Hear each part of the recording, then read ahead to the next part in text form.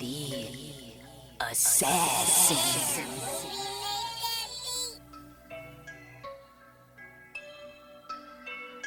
You know I break necks, call me Jack Tate. I have no regrets while your life is fading. I'm a crazy fuck equivalent to Satan. When I'm behind the mic, I feel like the greatest. You know I break necks, call me Jack Tate. I have no regrets while your life is fading. I'm a crazy fuck equivalent to Satan.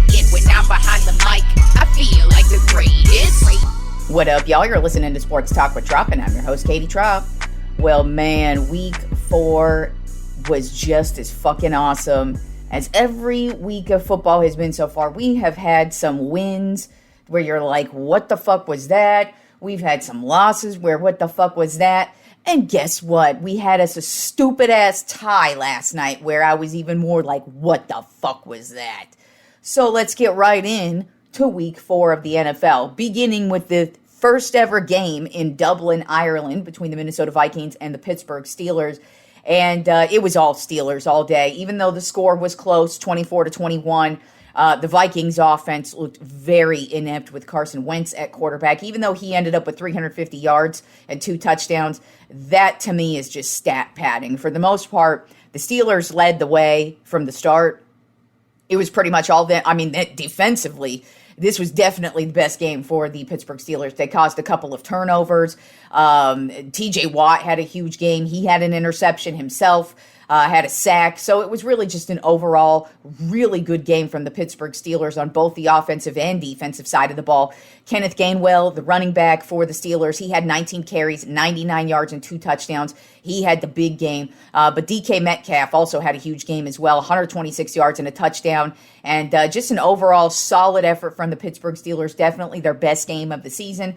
Minnesota Vikings, not so much, but that I'm not really surprised because I didn't really think they were going to have that great of a season to begin with. And Carson Wentz, not really that good of a quarterback, so not really shocked by the end result there. Then we had the Washington Commanders at the Atlanta Falcons, and this was probably one of the biggest surprises of the day because the Falcons dominated this game from start to finish. After putting up 0 points last week, they put up 34 this week.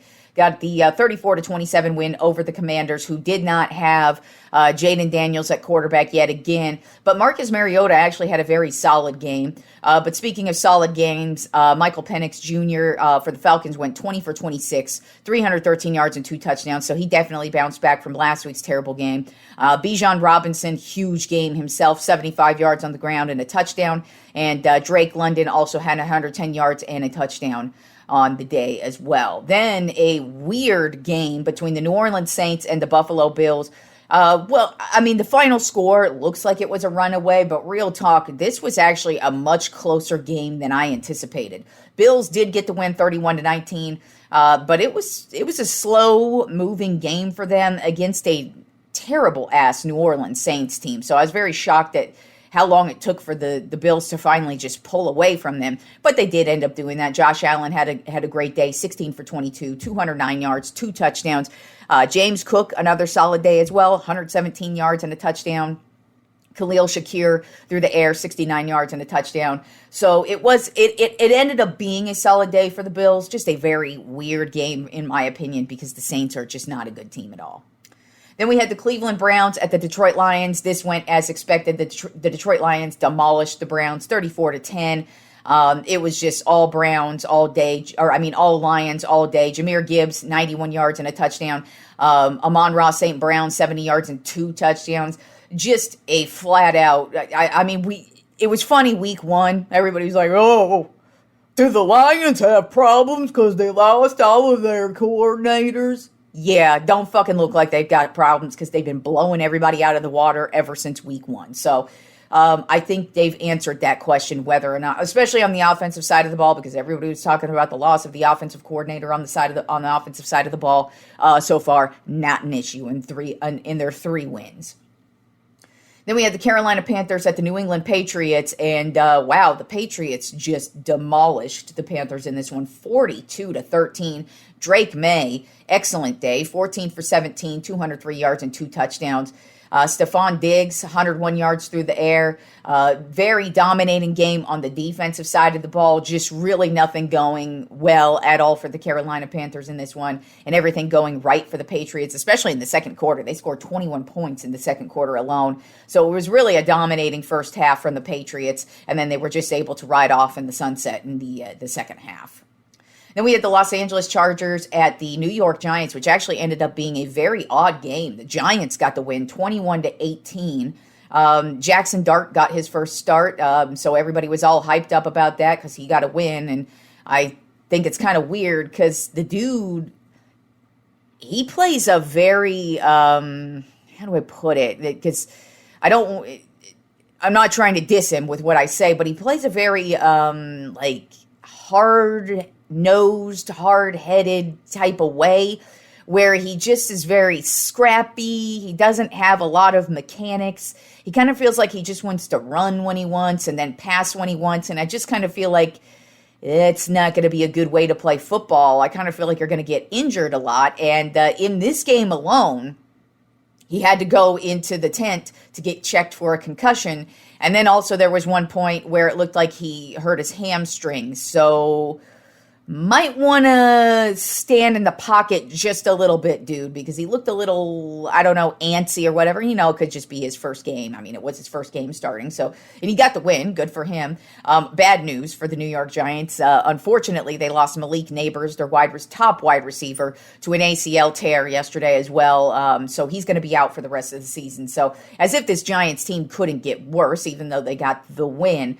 It was really more just the Chargers lost this one. The Chargers offensive line already coming into this one had some injuries, and then they lost another dude to injury yesterday as well. They lost Joe Alt to an ankle injury, so who knows how long he's going to be out. But Justin Herbert was running for his life all day long, barely had any time to pass. So there was a lot of terrible passes from him, a lot of just doing what he could do, and it ended up being a lot of nothing for him. And the Giants got the win 21-18, but I think that's probably going to be their only win for quite some time, because I don't think Jackson Dart is it. But y'all can act like you won the Super Bowl because you won one game yesterday. Then we had the Philadelphia Eagles at the Tampa Bay Buccaneers, and this was a weird game. But that's just what you get from the Eagles. You know, like I keep saying, this team is so weird. They don't seem to, like, dominate at all, but yet they get the win. And once again, they got the win over the Buccaneers, 31-25. They definitely punched the Bucs in the mouth right out the gate. They had a blocked kick, which they ran back for a touchdown to basically start the game.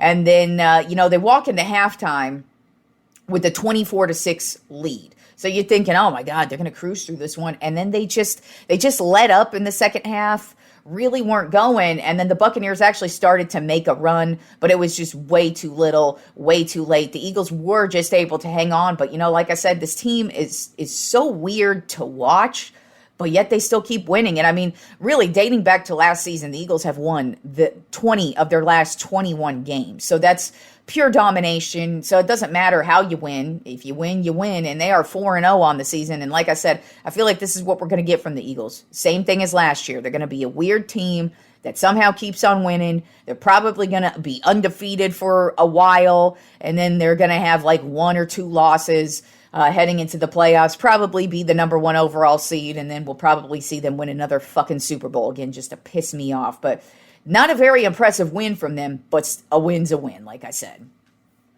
Then we had the Tennessee Titans at the Houston Texans, and the Texans finally had a very dominating game where they won handedly, 26-0. CJ Stroud had a great game, 22 out of 28, 233 yards and 2 touchdowns. And Nico Collins had 79 yards as well. And, it's just they were going up against a terrible-ass Titans team. This Titans team is just awful. Cam Ward's about their only talented player right now, and it's a very frustrating season for him because he's their only talented player right now. So going to be a very, very long season for you, Cam Ward. I mean, that's what happens when you are the number 1 overall pick. You're going to this team for a reason because they suck. usually your first season is going to be an awful season. And I just kind of feel like Cam Ward was already calling out the team yesterday, saying that they play like ass. He's right about that, and I don't think it's going to get any better for them at all at this point in the season. And the Texans, they just really needed that win. They were 0-3 heading into this game. They just needed a win. They needed a good win. They needed a game where C.J. Stroud wasn't running for his life, and so they finally got that in this one. Then we had the Indianapolis Colts at the Los Angeles Rams, and this was a good game. It was back and forth the entire way. The fourth quarter, Colts scored 10 points, Rams scored 14, final score 27-20 Rams. Matthew Stafford went off, 29 for 41, 375 yards and 3 TDs. I don't care what anybody says about Matthew Stafford. Talk about how fucking old he is, talk about how injured the dude gets. This guy comes to play every single game, and if you just give him an inch, he is going to take a mile and go with it. And he does it every single time. And yeah, they end up on the losing side of some of these games sometimes, but Matthew Stafford is he's such an impressive quarterback. I've always been a huge fan of Stafford, just especially with, all the years. The Lions sucked when he was up there, but he still would come out. He would still play a great game. And it's just great to see him carry that on over with the Rams, and still at the age he's at, still playing at a high level that he's playing at. It's just great to see it. And in these comeback wins against teams like the Colts, who were coming into this game without a loss, without turnovers, just playing fantastic football, and the Rams come right out and punch them in the mouth. Puka Nacua showed out as well, 170 yards and a touchdown. Then in the game that I picked as an upset, actually ended up being an upset. The Jacksonville Jaguars versus the San Francisco 49ers. The Jaguars got the win, and they won exactly how I told you they were going to win. I told you the Jaguars led the league in turnovers.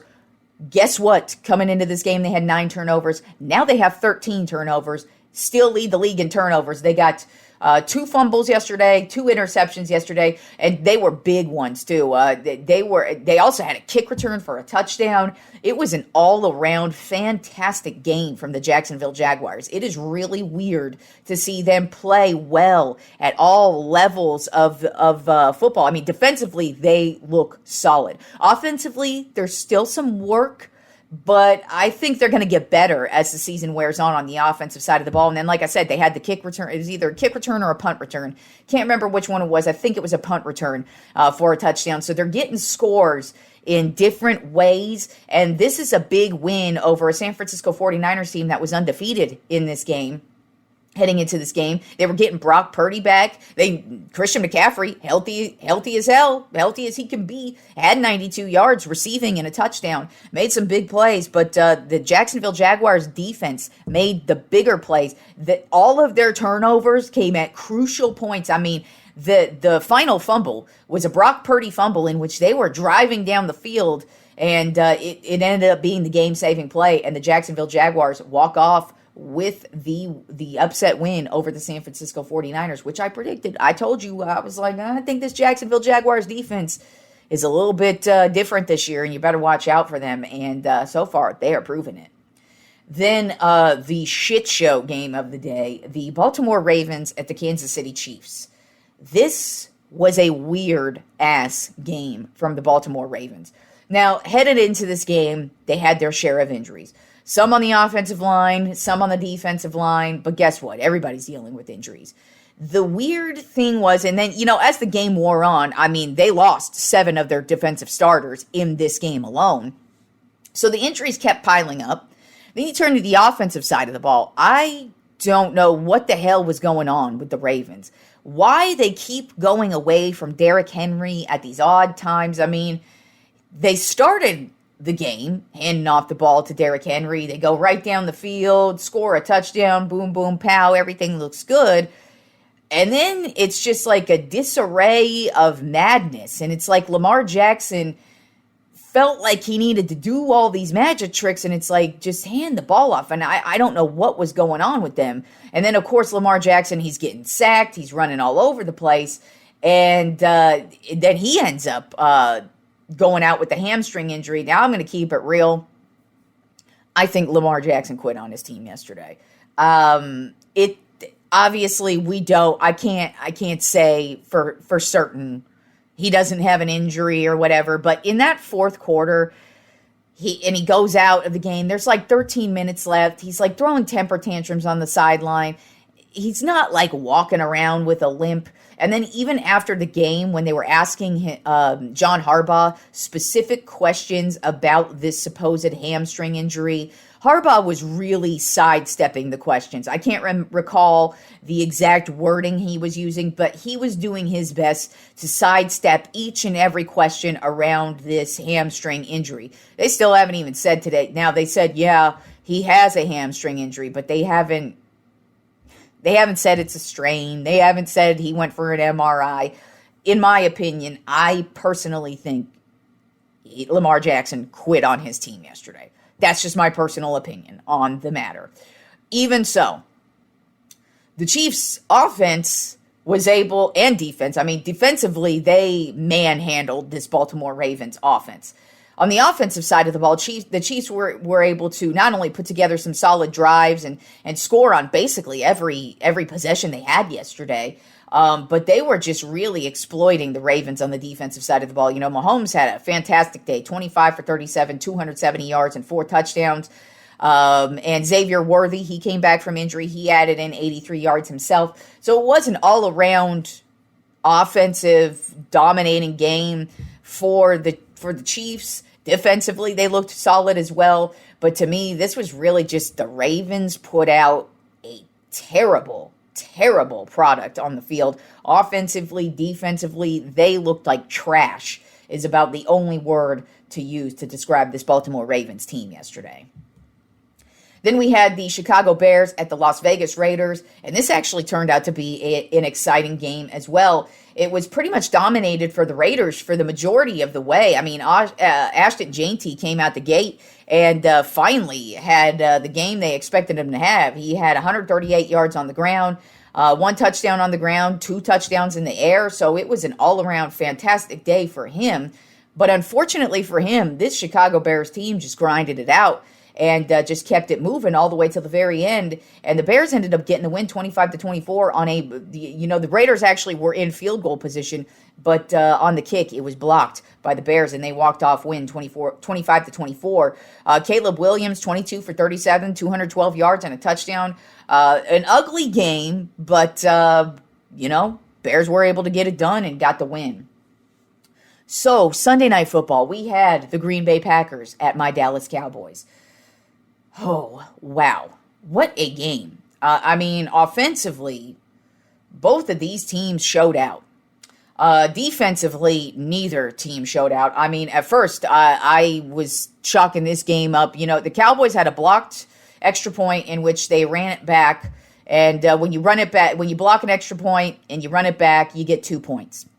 At that point in the game, I was thinking that was the only points the Cowboys were scoring, and how wrong was I? The Cowboys, first of all, Dak motherfucking Prescott. I said it after the game against the Eagles. This guy is having such a monster year. I love everything that Dak is doing this year. He is playing at a whole other level and I feel like it's Brian Schottenheimer, because that's another thing I love about this offense. Brian motherfucking Schottenheimer, to all you hating ass bitches who were crying when we hired Schottenheimer, acting like this was the worst fucking hire in the history of hiring coaches. How y'all feeling now? Dude is calling some amazing games. We were missing CeeDee Lamb yesterday, and we put up 40 motherfucking points. Dak is distributing the ball to everybody. He is making huge ass plays. Then we got us a great ground attack with Williams back there. Just loving it. This offensive line is giving him as much time as they could. Even though last night, Dak just had to make the most precise. He was just moving the pocket, just playing great, and he made the most amazing pass of all fucking time, where he is just running, just tosses it up. Tolbert runs back, catches it on the sidelines. It was one of those improbable plays that only Patrick Mahomes could make, and Dak fucking Prescott did it. So he went 31 for 40, 319 yards, 3 touchdowns. insane game from Dak. Sucks that they did not get a win because this motherfucking game ended in a 40-40 tie. I don't get it. I do not get how the NFL still allows ties.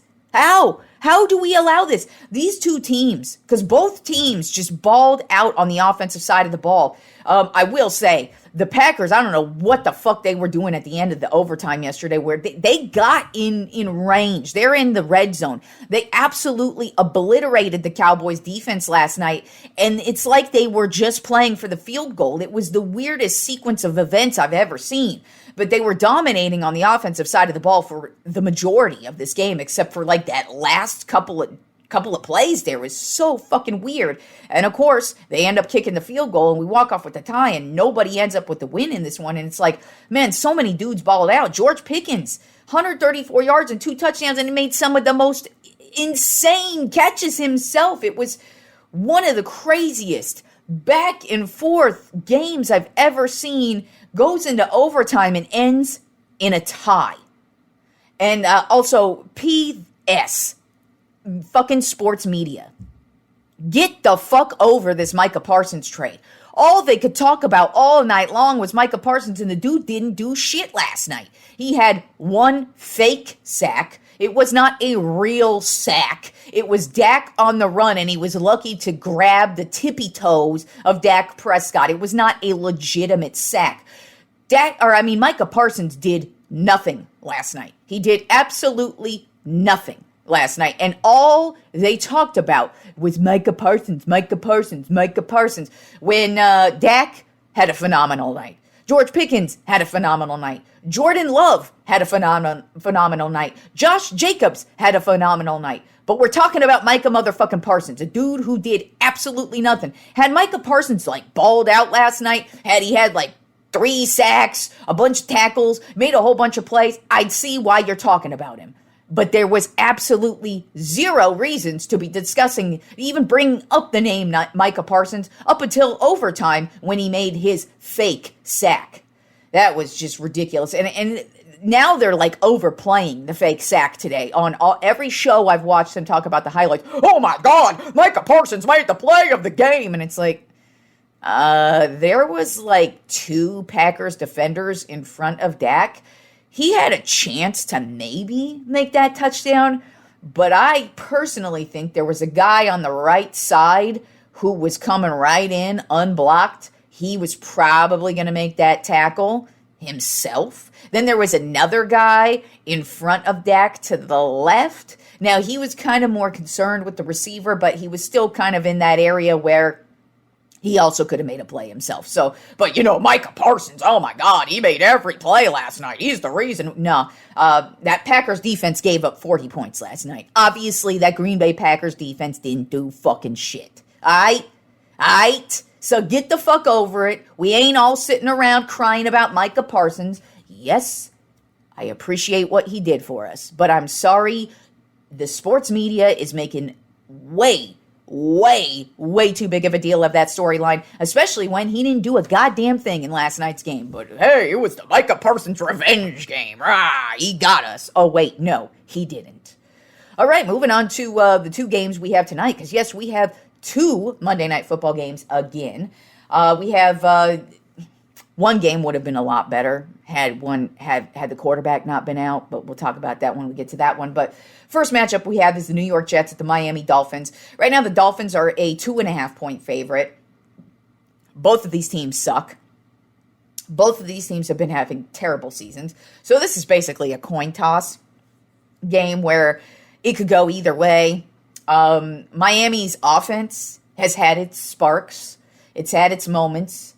The New York Jets defense has had its sparks. It's had its moments. I'm really just leaning towards Miami in this one simply because they're at home. I would not be shocked if this game ends in a tie because that's just what I see in both of these teams. Not really good. It's a divisional matchup, so maybe it'll be a pretty decent game. But I have the Dolphins winning 27-17. And the homie Simon Ruvalcaba, he actually has the Jets winning this one 24-16. Then our second Monday Night Football game we have is the Cincinnati Bengals at the Denver Broncos. Right now the Broncos are a 7.5-point favorite. Like I said, this matchup would have been better had Joe Burrow not got injured in the earlier in the season. But he's out, so we've got Browning at quarterback, who has looked like Browning. Definitely looked like Browning, and that's, if you're wondering, I'm meaning he looks like shit. That's exactly what he looks like. And this Denver Broncos team, I think they're a little bit underrated. I think they still have a lot of growing to do because they don't have a ton of weapons offensively.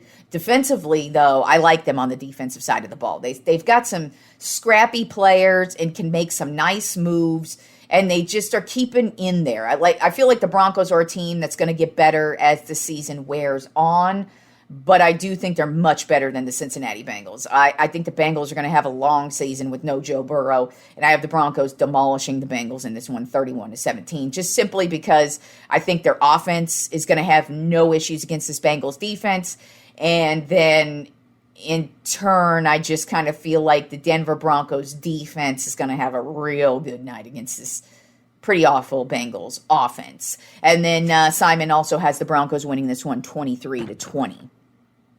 All right, moving on to playoff baseball.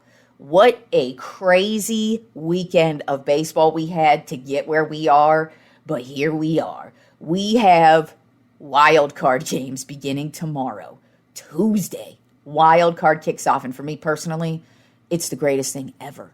I love the first couple of rounds of baseball, especially because there are games all day long. They begin at noon and they go all the way until my ass goes to sleep, and I'm thrilled with that because I work from home, so that means I just get to pop the fucking games on while I work and enjoy my motherfucking day watching baseball all fucking day long, and I love it.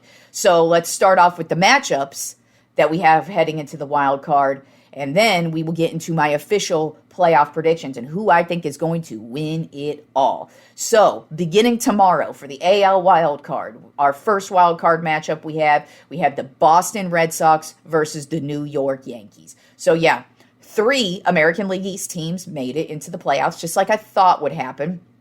Toronto ended up winning the division, so they have the bye week. Seattle Mariners also ended up getting the bye week, and then or the bye for the wild card, and then the wild card obviously ended up being Boston, New York, and Detroit, because Cleveland ended up taking the American League Central, the last game of the season. So beginning Tuesday night, we have Boston at New York Yankees. Then we also have the Detroit Tigers at the Cleveland Guardians. Then in the National League wild card, beginning Tuesday, we have the San Diego Padres at the Chicago Cubs. And then we also have the Cincinnati Reds at the Los Angeles Dodgers.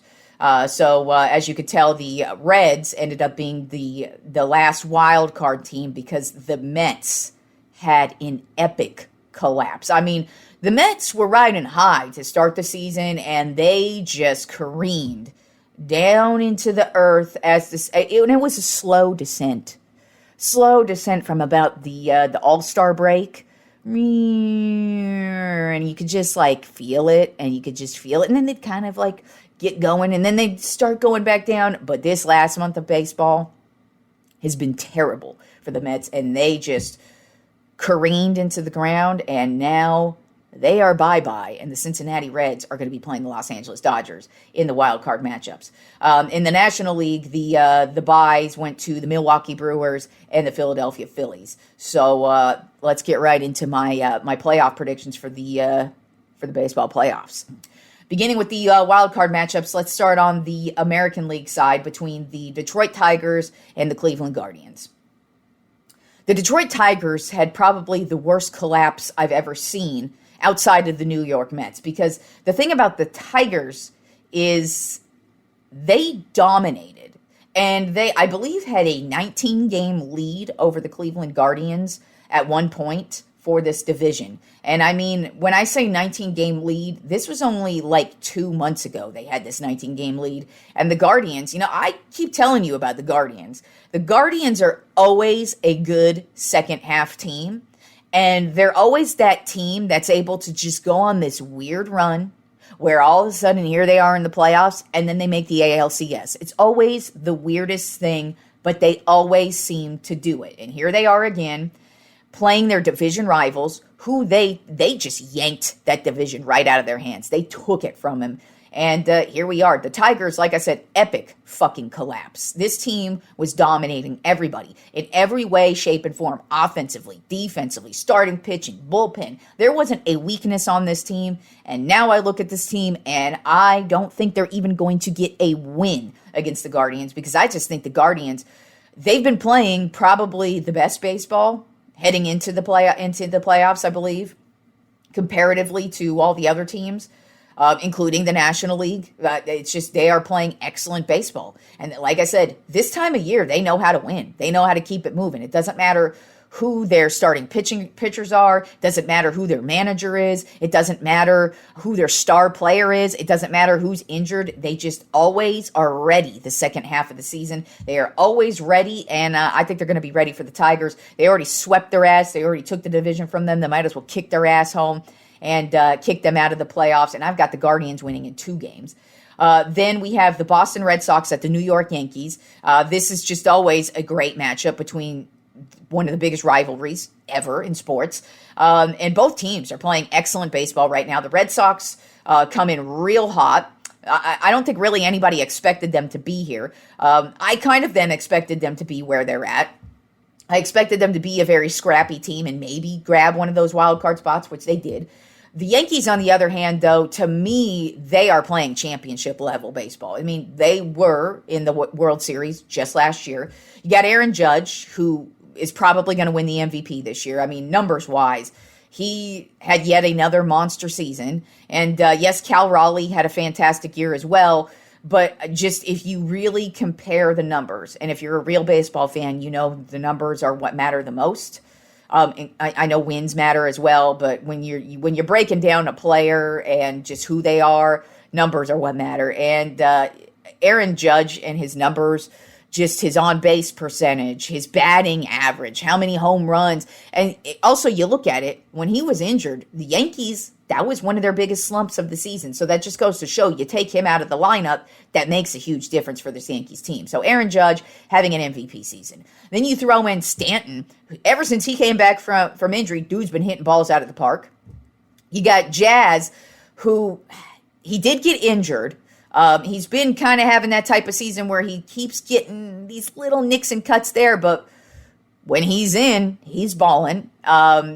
Then you look at them on the starting pitching side with Fried and Rodon. I don't know, man. The Yankees playing championship baseball, and even though the Red Sox are coming in hot, I think the Yankees are going to take this one in 3 games. Then turning to the National League wild card matchups, we have the Cincinnati Reds at the Los Angeles Dodgers. Reds just snuck in. I'm actually not really shocked. I felt like the Reds were going to improve this season because Terry Francona does this. I didn't expect this immediate of a turnaround because if you don't remember, the Reds were literally one of the worst teams last year. It was basically the Chicago White Sox and then the Reds were like the worst teams last year. And now here the Reds are in the wild card spot. Now I don't expect them to have a chance against the Dodgers because here's the thing about the Dodgers.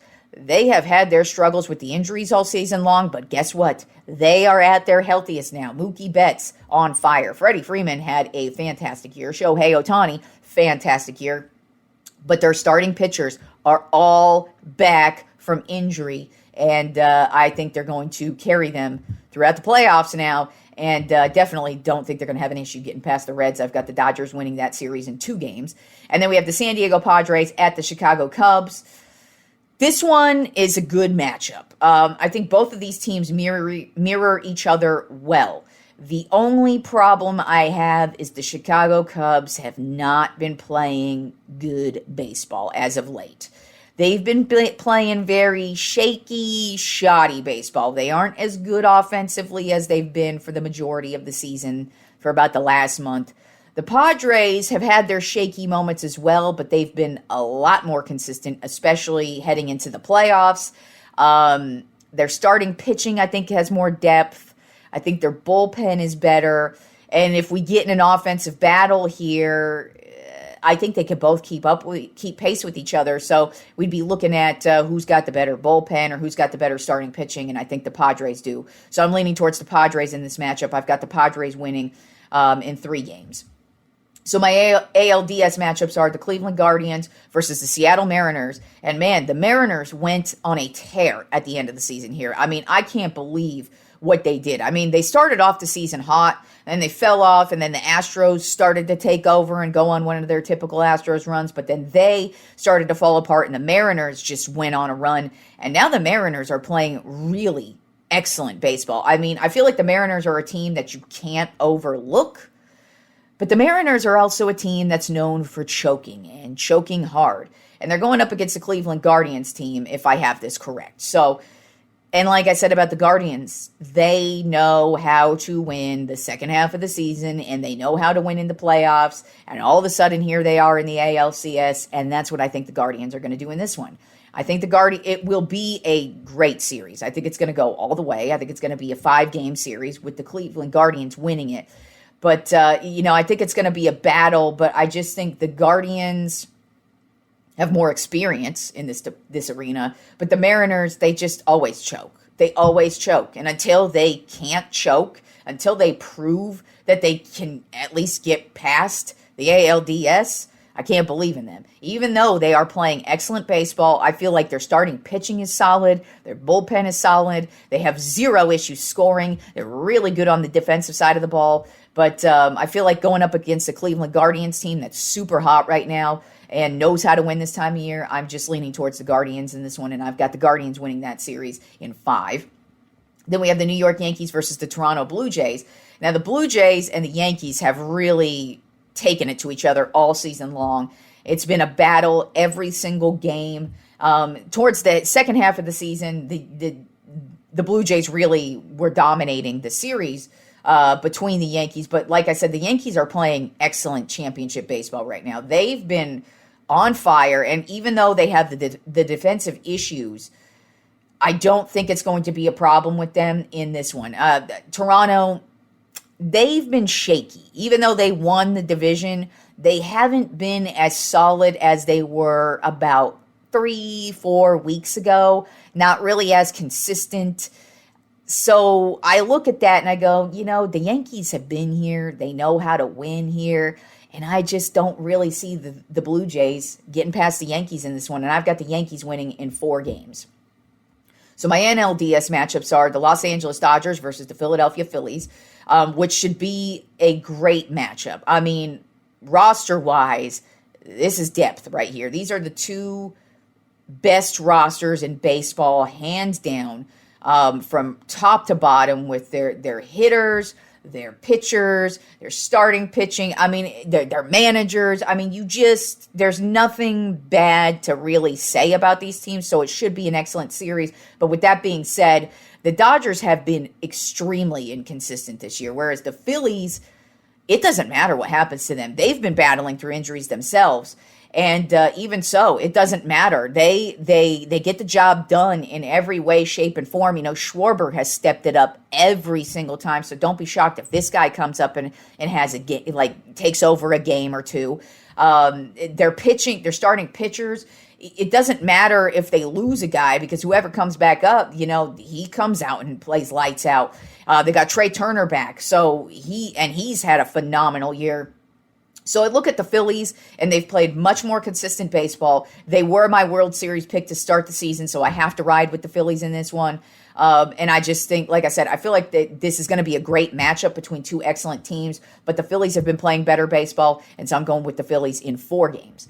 And then the second NLDS matchup I have is the San Diego Padres versus the Milwaukee Brewers. I think this is another matchup where 2 teams match up very well against each other. I think they mirror each other through their pitching and through their hitting, defensively as well. I just think that this is going to be one of those matchups where it feels like every game is going to come down to like 1 or 2 runs, maybe a walk-off in the 9th inning type of deal. Could go extra innings in certain ones. I just feel like this is going to be a scrappy battle between two very similar teams. I'm leaning towards Padres in this one, though.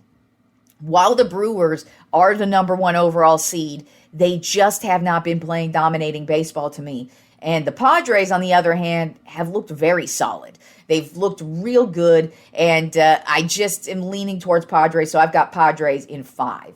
So my ALCS matchup is the Cleveland Guardians versus the New York Yankees. The reason why I went there, like I said, Cleveland knows they just magically get to the ALCS all the freaking time. And here they are. But like I keep saying about the Yankees, they've been playing championship level baseball for a minute here.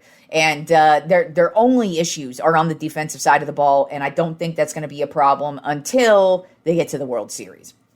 Which, yes, I've got the Yankees going to the World Series. I think they're just, when you compare rosters between them and the Guardians, I mean, offensively, the Guardians are not going to be able to keep up. You look at the starting pitching depth, Yankees got them beat there as well. And then the bullpen, it's like, okay, I think they're kind of similar in bullpen, but I mean, if I have to choose between these two, I think the Yankees are going to end up obliterating them offensively, and I have the Yankees moving on in 5 games. My NLCS matchup is the San Diego Padres versus the Philadelphia Phillies.